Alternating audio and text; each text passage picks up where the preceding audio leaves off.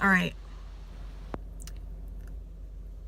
So this is completely unbelievable. Completely unbelievable. I was getting out of breath again.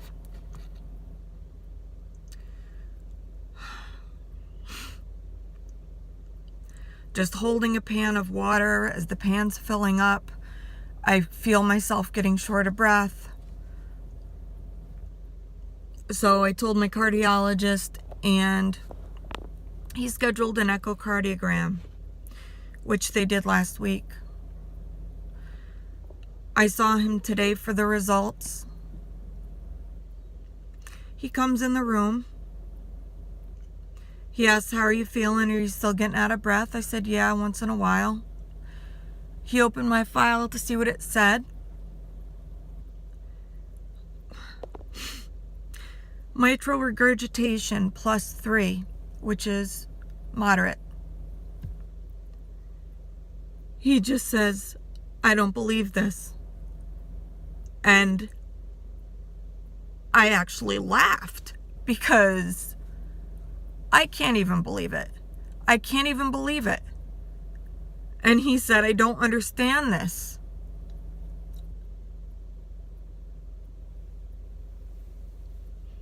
This is completely insane.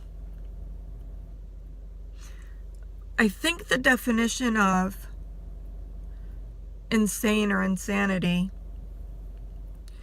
is doing the same thing over and over again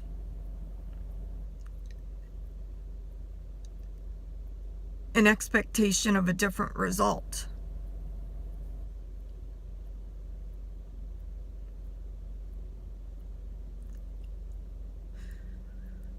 I've had 2 surgeries. The last one, they replaced my mitral valve with a mechanical valve. So I can't even comprehend how it could be leaking. Unless something's wrong with the valve. I don't know. So, sorry I'm emotional.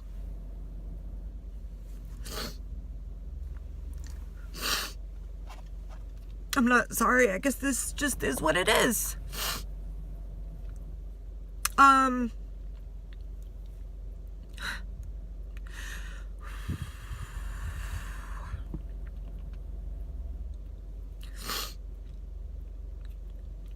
So he said, "Let's not worry yet."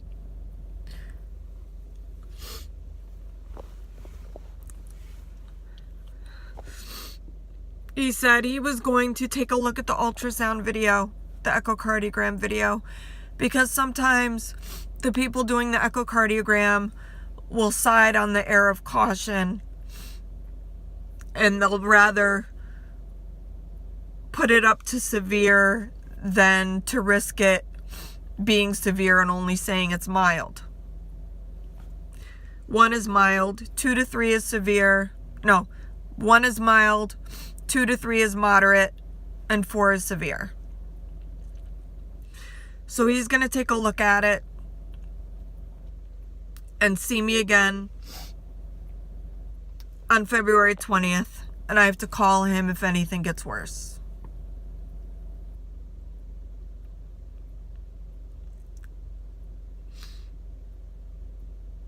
I feel like I have a lot going on right now. I've been having unexplained seizures as well, if you look back in my history of videos. And I haven't really told my family yet, but I was seeing a neurologist for the seizures. I just went to this neurologist finally. I was able to follow up outside of the hospital because I've been in and out. And the neurologist saw the videos of my twitching and shaking, and he said, "I don't think that's caused by your seizures." He said, I see the EEG, I see that you're having seizure activity, but I don't think the twitching and shaking is a result of the seizures. And then he said, He said, come here, sit next to me. I want to show you something on your MRI films. And he said, what I'm worried about, he said, here's your MRI. This first picture, you're laying on your back. It's of, because it's slices. So he's like, this is the first slice, and you go back and you see your eyeballs and you see all this white matter and gray matter. And he said, once you get to the middle of your brain, do you see all this black area? This dark gray area? I said, yeah. He said, that's atrophy. And I'm more worried about you having that much atrophy at age 47. Atrophy is basically your brain is going away. So now I'm going to search Marfan syndrome and atrophy and see. I'm not going to diagnose myself. I just want to get the best education I can on the matter. And it's not that the doctors I have aren't doing a good job. I just feel like I've been a mystery. And I've been my own best advocate.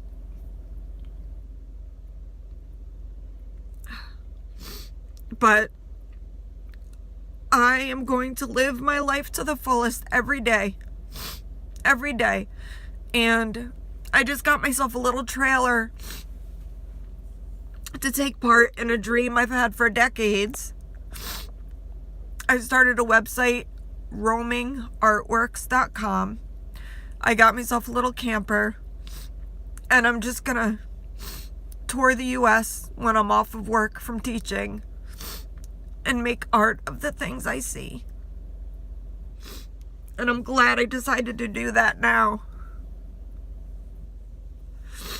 Because you never know what's going to happen. I'm not saying something bad is going to happen. I'm saying this is crazy that I might need a third surgery on my mitral valve. I'm like kind of upset and mad about it.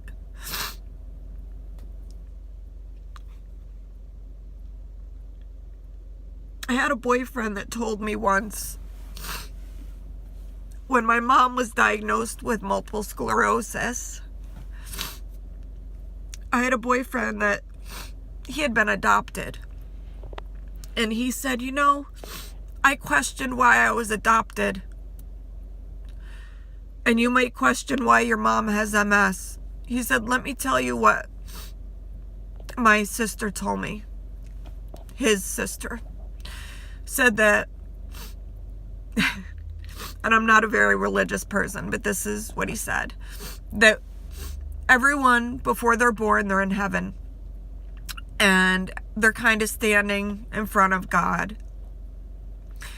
And he says, I need people to take on this illness or this tragedy so someone else won't have to. So he was trying to tell me that my mom accepted or took on multiple sclerosis to keep other people from having it.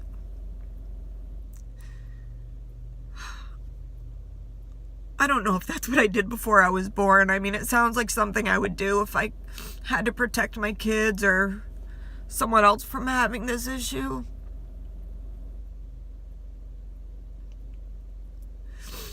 But everything happens for a reason, and this is why I also think I'm about to be a grandma in April. And at first I was worried about my son having a baby so young at 22. But now I feel like, well, this is why that's happening now. Because who knows where your health is going to go.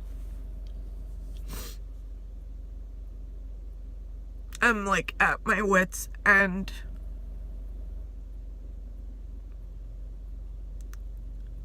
I'm gonna try to relax and not worry.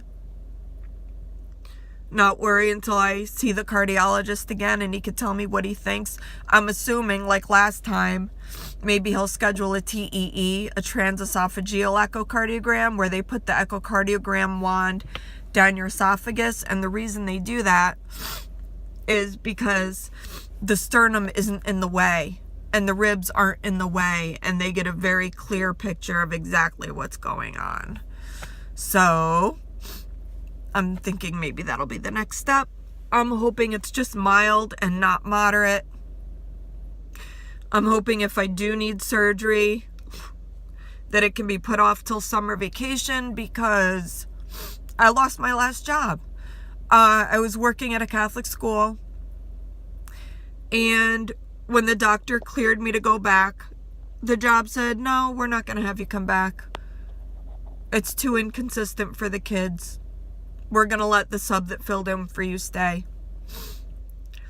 And then so they wouldn't have to pay unemployment, what they did was on the back of my final exit interview, there were all these horrible things that I really didn't do.